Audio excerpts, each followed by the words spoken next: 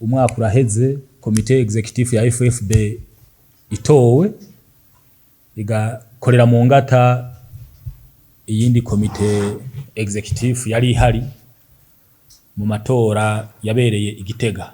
No kuvuga nka president wa FFB hariho ivyo twiyemeje tuzorangura. Ubu muri uno mwaka nagomba mvuge mu ncamake mbega hoba hakozwe ibiki.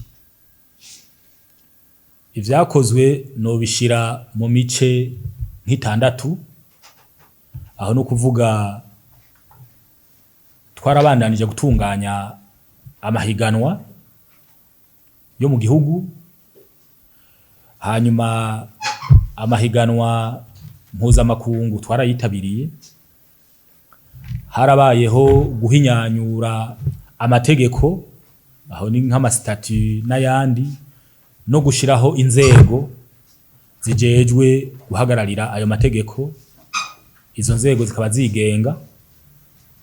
Harabayeho ivyo gutunganya no gutanga inyigisho ku migwi itandukanye igize umupira w'amaguru, aho mbavuze nk'abamenyereza, mbavuze abahagarikizi, abarongoye amaklube. Ikindi twakoze cabaye ico ukurondera uburyo no kwita marketing hamwe n'imigenderanire n'ayandi mafederation. Icanyuma nza guhereza ko nikijanye n'iyubako igezweho muri kino gihe ca stade ikwije ibisabwa n'amategeko.